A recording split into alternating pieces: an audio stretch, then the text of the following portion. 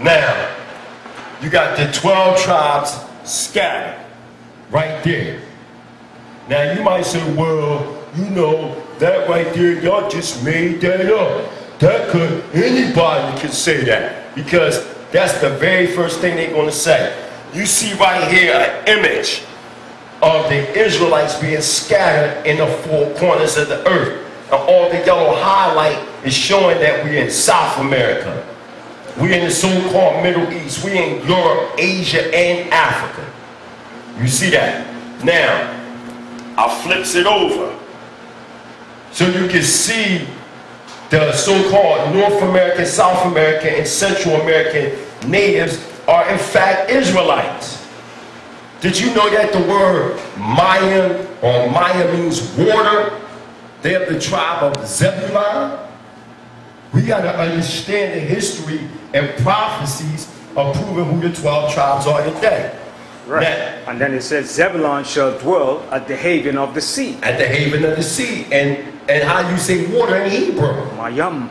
And they call themselves Mayan Indians? You talking about this is coincidental? Look at this. If we're lying, as you said, we about to get more archaeology.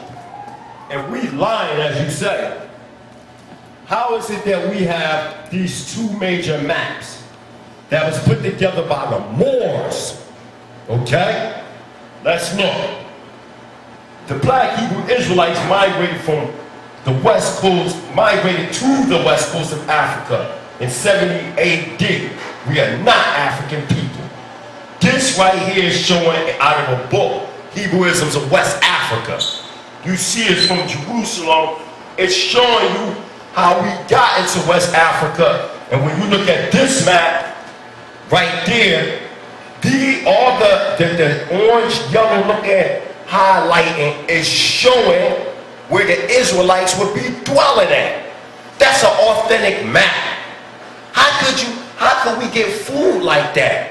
They have maps, man, of the presence of where Israel would be located at in West Africa. There it is right there. You see that, Isha? They knew where we was at. They made maps and gave these maps to the crackers, you understand what I'm saying, to go in with the help of the so-called Africans that was into their voodoo practices and Islam and every other thing unimaginable. And they sold us. Look, they have the maps. How can you deny the facts? Let's get even deeper. They just found archaeological evidence of King Yoahaz's stone. The same thing that was going on, it says here, Jerusalem. This was just 2007. A rare piece of ancient Hebrew history was publicly displayed in mid-January when Israeli geologists confirmed the ongoing extermination of a stone tablet that possibly detailed the repairing of King Solomon's temple during the reign of King Joahaz in the 8th century BCE. Hold up, I thought King Solomon was a myth. How could they have a stone of King Joahaz repairing Solomon's temple? If we want to deal with archaeological facts, let's deal with archaeological facts. We need to know history. Look at this. Look at this right here. You talk about the Tower of Babel is a myth. All that stuff is mythology and it's made up. Well, this right here is the ancient ziggurat that they found in ore. That goes back, they say, from what they say, no over 36,000 years ago. That's what they claim. But that's older than the Step Pyramid. That's older than the Giza pyramids in Egypt. This is in Iraq.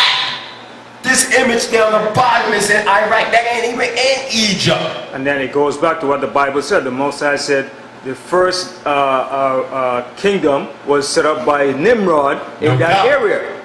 By Nimrod. Look at the world. Look at the web prism of world history. A Sumerian prism found at Kish. Kish is another name for Cush. Cush was really founded, the area of Cush is really in Babylon. Not what you know as modern day Ethiopia today. We need to know history.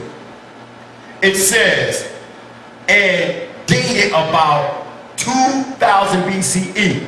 It gives an outline of world history and a list of 10 kings who ruled before the flood. Now, what 10 kings are they talking about? They talking about them 10 patriarchs that came out of Seth before the flood. Go back to your scripture. And it adds up to 10.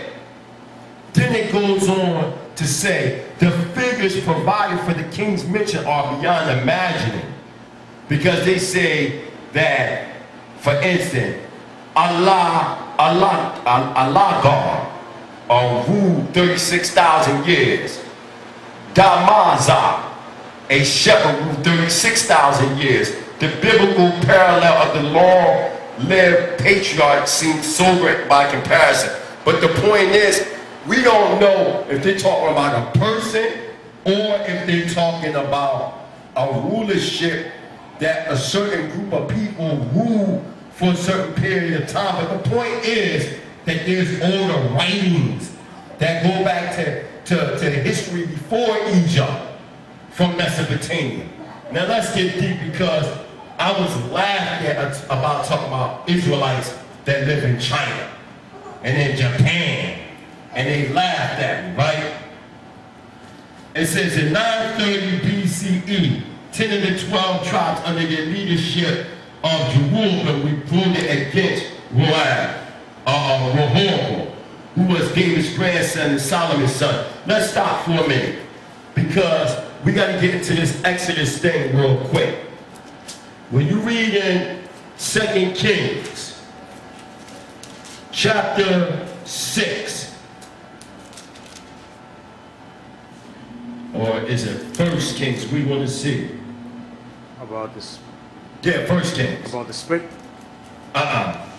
What I'm looking for is to show when the Exodus actually took place.